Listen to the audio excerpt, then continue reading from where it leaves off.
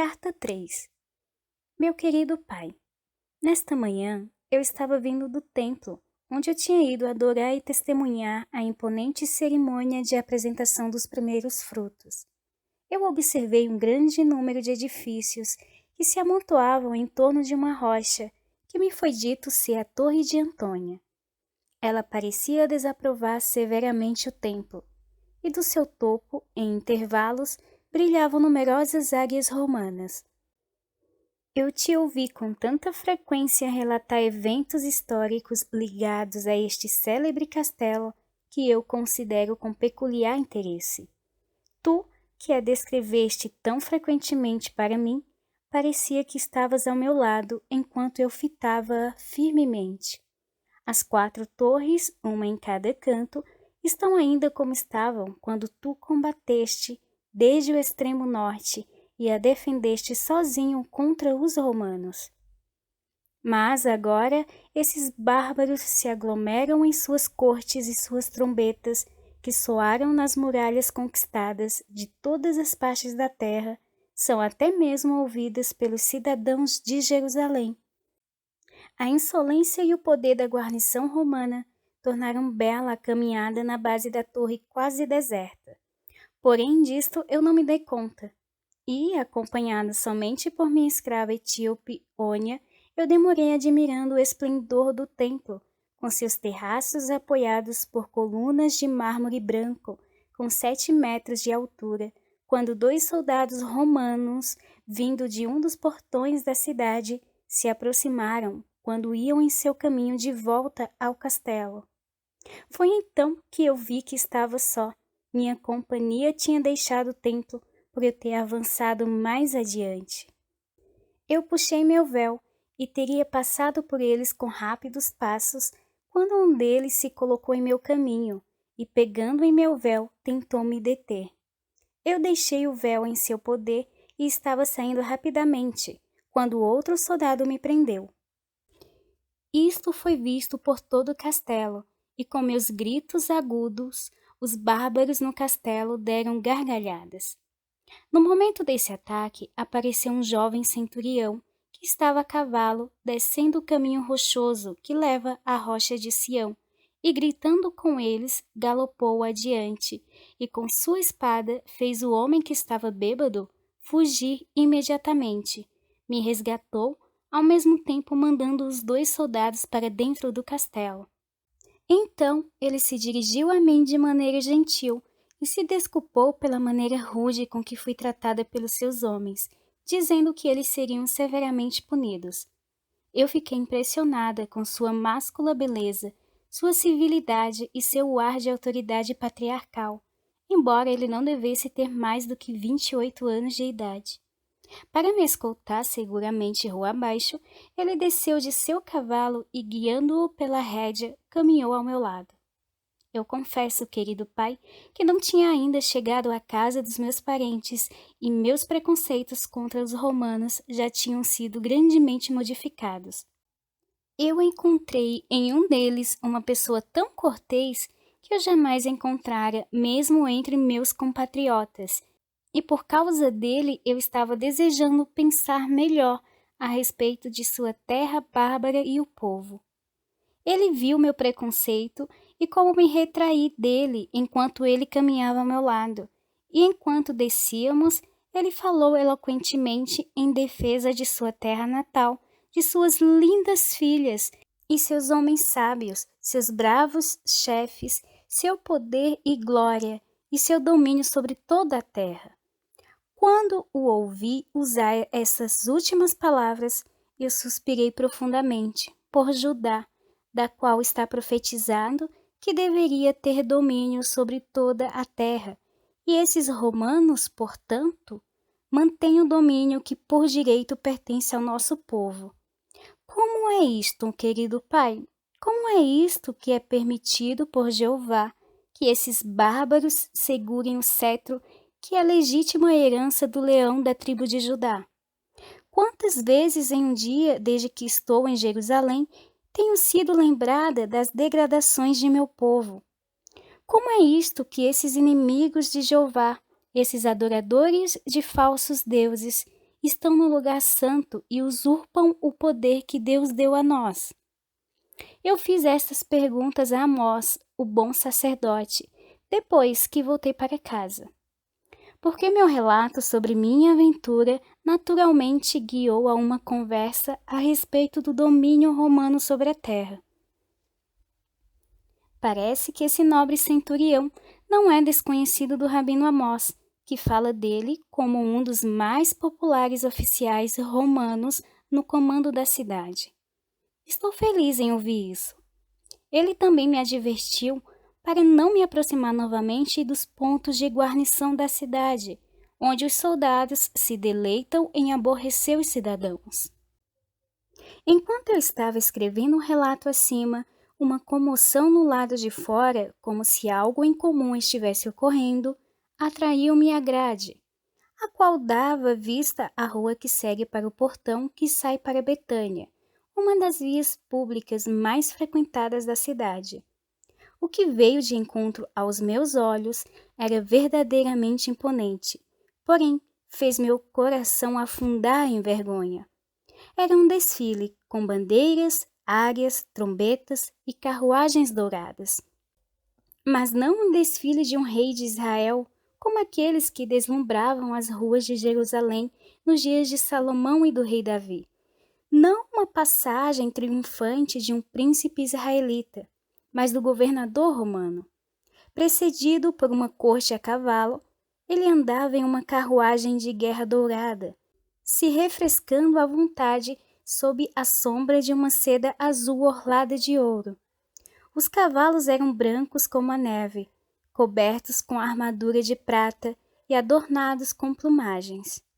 Ele era seguido por outro corpo de cavalaria, composto principalmente por jovens vestidos ricamente, e à frente deles, parecendo mais um governante em príncipe do que o indolente Pilatos, eu observei o generoso centurião que tinha me ajudado a escapar dos 2 soldados. Seus olhos buscaram a grade onde eu estava, e me afastei, mas não antes que ele me visse e me saudasse. Certamente, pai, esse jovem é nobre e cortês o suficiente para ser um judeu, e se por alguma providência nós nos encontrarmos novamente, eu tentarei convertê-lo de sua idolatria para servir o Jeová vivo. Não me agradei da aparência do governador. Ele é escuro, homem bonito, mas muito gordo, e com um semblante de quem é dado a muito vinho. E eu soube que ele é naturalmente indolente e luxuoso, e deficiente em decisões de caráter. Ele é um amigo particular do imperador romano, e por sua parcialidade, ele tem o ofício de governador aqui. Contudo, é melhor ter um homem amante de mesa e preguiçoso como nosso mestre, do que um cruel e ativo tirano como seu antecessor, numa insurreição contra quem foi assassinado o eminente homem, pai de João, o primo de Maria, de quem te falei em minha última carta. E isso me faz lembrar que eu tenho algo para te relatar. Tu te lembrarás, querido pai, que eu mencionei um entusiasmo que cresce a cada dia em relação ao novo profeta que está pregando nos desertos de Jericó e cuja vida é austera como foi aquela de Elias. Pelas 3 últimas semanas, vários grupos de cidadãos têm estado no Vale do Jordão, confessando seus pecados. Entre estes está João, o primo de Maria, e José, o noivo de Maria, o qual, ouvindo muito do que foi dito do poder com que esse homem fala, por aqueles que voltaram, também foi satisfazer sua curiosidade. E enquanto ele dizia, com uma esperança secreta, que Deus se lembrou novamente de Israel e nos enviou um profeta de reconciliação. Em seu retorno, vimos que seu semblante era animado além do costumeiro, porque ele é de aspecto triste e suave, e seus bonitos olhos irradiavam uma ardente esperança que parecia nascido de novo em sua alma. Ele, assim, nos recontou sua visita ao profeta do Jordão. Depois de deixar os portões e atravessar o riacho e o vale de Cédron, encontrei um grande grupo de pessoas que estavam subindo a estrada que se dirigia ao lado sul das oliveiras. Esses eram homens, mulheres e crianças que estavam providos de comida em cestas e viajavam como nosso povo viaja quando eles vêm para a festa da Páscoa. Eu descobri, me unindo a eles, que eles estavam dirigindo seus passos também em direção ao deserto, para ouvir o grande profeta, cuja fama estava na boca de todos os homens. Entre eles estavam sacerdotes e juízes, saduceus, fariseus e essênios, e até mesmo homens sem fé. Porque até mesmo em Judá nós temos muitos aos milhares que não creem em Deus. E assim tem sido desde que Jeová visitou seu povo. Passando adiante desse grupo de pessoas, eu estando bem montado, viajando vagarosamente, finalmente cheguei à ápice da colina, da qual eu olhei para trás, numa última olhada para a cidade. Como parece a cidade de Deus, coroada com suas grandiosas montanhas! Toda a glória de Jerusalém do passado veio à minha memória, e eu observei que a glória tinha partido não da destruição de seus edifícios, porque Jerusalém ainda é magnificente e imponente, mas na ruína de seu poder. Eu ouvi, distante como eu estava, as fortes trombetas romanas ecoando nos vales onde os profetas, sacerdotes e reis foram enterrados, e reverberando nas muralhas do templo, cujos ecos sagrados outrora foram despertados pela voz de Deus.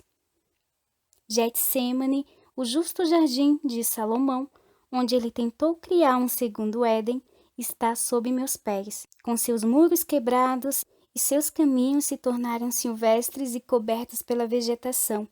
Aqui e ali há uma figueira ou uma oliveira, ou uma palmeira permanecendo para dizer aos viajantes que aqui era o encanto dos jardins, a residência do prazer e da alegria, do qual foram excluídos todos os que eram tristes, que as lágrimas não podiam cair sobre seu chão adornado, dedicado ao gozo voluptuoso. Esta descrição, dada pelos nossos poetas, passou por minha mente, enquanto eu observava sua melancolia e aspecto desértico, parecendo mais um lugar de lágrimas do que de gozo, e que suas sombras convidariam o aflito para se lamentar nelas, mais do que os pés prateados do dançarino. Logo cheguei à linda torre de Betfagé, onde, no hotel, eu observei vários cavaleiros montando para irem em direção a Jericó. Vários deles eu conhecia, e me juntando à cavalgada, soube que eles foram, na maioria, atraídos para fora de Jerusalém, na mesma incumbência da minha curiosidade. Mas um deles, entretanto, um nobre jovem rico de Arimateia, movido pelo mesmo desejo santo que ardia em meu peito, um desejo que pudéssemos, na pessoa do profeta chamado João, descobrir um homem enviado por Deus. Os outros se inclinavam ao comércio, prazer ou mera curiosidade ociosa, para ver aquele de quem todos falavam em toda a terra da Judéia. Assim, eu e José de Arimateia cavalgamos juntos e conversamos sobre o homem que esperávamos ver e os diferentes relatórios que circulavam largamente a respeito dele. Meu companheiro parecia crer que ele era um verdadeiro profeta. Por ser um bom leitor das Escrituras, ele disse que as 70 semanas de Daniel estavam agora para se completar, quando o Messias viesse. Então lhe perguntei se ele cria que o Messias, que era para ser um príncipe e rei e ter domínio do mar aos confins da terra, viria do deserto, vestido com peles de bestas selvagens? Para isto ele respondeu que ele podia não considerar este profeta como o Messias, porque quando Cristo viesse, ele subitamente viria ao templo e que não deveríamos duvidar de vê-lo primeiro ali, mas que ele estava grandemente esperançoso de que esse profeta que iríamos ver provaria ser o precursor predito por Malaquias. Tendo um rolo do profeta Daniel comigo, porque eu queria comparar com os profetas, o que eu ouviria o pregador do Jordão proclamar. E com eles eu vi, para minha surpresa, que não somente as 70 semanas tinham chegado à conclusão, mas que a expiação dos 1290 dias se aproximava. Estávamos surpresos com essa coincidência com o advento deste novo profeta. E gozo e temor moveram nossos corações, misturados com esperança que não ousamos proferir. Aqueles que o ouvem, disse José, enquanto cavalgávamos para a vila de Betânia, dizem que ele publicamente proclama ser o precursor do Messias. A opinião do mais ignorante que o ouviu é que este é o próprio Elias que retornou à terra, enquanto outros afirmam que é o próprio Enoque que desceu do céu, e não poucos acreditam que ele seja Isaías. Desta maneira, conversando, cruzamos uma colina onde, segundo as tradições, era onde estava a árvore do conhecimento do bem e do mal, e também onde estava a escada de Jacó, e de cujo lugar, crido por muitos, todos os bons homens, depois da ressurreição, deverão ir ao terceiro céu, porque é comum crer que o trono de Jeová está diretamente acima dele.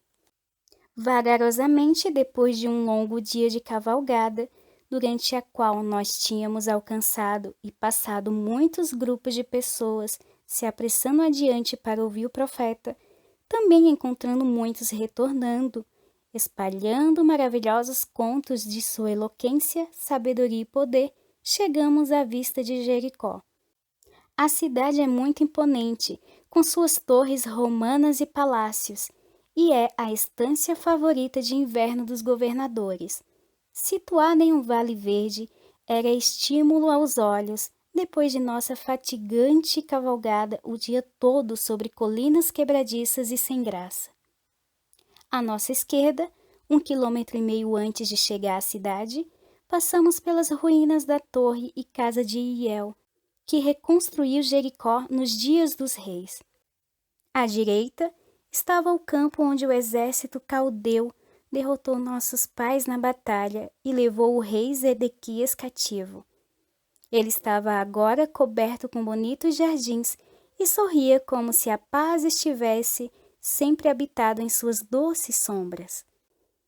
Em uma elevação ao norte de nós, a cerca de 3.300 metros, José, que frequentemente viajava por esse caminho, me fez notar as ruínas de Ai e as colinas da Emboscada, onde jazem os guerreiros de Josué, que surpreenderam e puseram fim à cidade. Enquanto nos aproximávamos da cidade, não pude deixar de lembrar o período quando as centenas de milhares em Israel, calçados com as sandálias que tinham durado 40 anos no deserto, marcharam 7 vezes ao redor dela. Na imaginação, eu ouvi o passo marcial sacudindo a terra e observei o magnífico Josué à distância, de pé em uma elevação próxima, dirigindo a marcha solene. Eu ouvi novamente o trovão das trombetas dos anfitriões de Deus soar 7 vezes e vi a orgulhosa muralha da cidade caída, escurecendo todo o céu com as nuvens de poeira que passavam acima das cabeças de Israel impressionado. Mas quão diferente era a realidade! O sol poente se deslizava nas torres firmemente eretas, pináculos e aberturas nos parapeitos das muralhas da cidade romana, dando-lhe um esplendor que impelia a alma à admiração. E o céu azul se mostrava sereno, sem uma nuvem. E o vale circundante, ao invés de ecoar a marcha de uma hoste armada para quem Jeová batalhou, era agora preenchido com cavaleiros romanos e senhoras em festas alegres de prazer e procissões de donzelas movendo-se ao cemitério dos sepulcros, cobertas com vestimentas brancas, lançando flores em seus caminhos e cantando canções sagradas. Porque esse era o dia em que as filhas de Jericó celebram o infeliz destino da amável filha de Jefté, visitando seu sepulcro. Porque ela nasceu e foi sepultada nesta cidade, onde Jefté por muito tempo habitou antes de se mudar para Mispa. E aqui seu corpo sacrificado foi transportado para ser colocado nas tumbas de seus pais. No portão, fomos parados por um soldado romano que pediu nossos passaportes e tributo de viagem. Acertado o humilhante negócio, cavalgamos a cidade, porque era nossa intenção passar a noite ali e cedo de manhã caminhar até as margens do Jordão, onde entendemos que o profeta estava ensinando e batizando. Neste ponto da narrativa sobre o primo de Maria, querido pai, encerrarei esta carta. Todos nós ouvimos com profunda atenção, não tanto pelo interesse que ela continha em si, mas por causa da maneira como informou e recitou o que tinha visto. Sua face calmamente linda, seus olhos brandos e expressivos, sua voz musical e todo o seu aspecto, a manifestação verdadeira e expressiva da inteligência, mansidão, amabilidade e nobre ardor de piedade que pertence a seu caráter. Em minha próxima carta, eu continuarei sua narrativa, querido pai, pois quando eu tiver contado tudo, tenho muitas coisas para te perguntar que têm vindo à minha mente. Que as bênçãos do Deus de Israel estejam sobre ti, meu querido pai. Adina.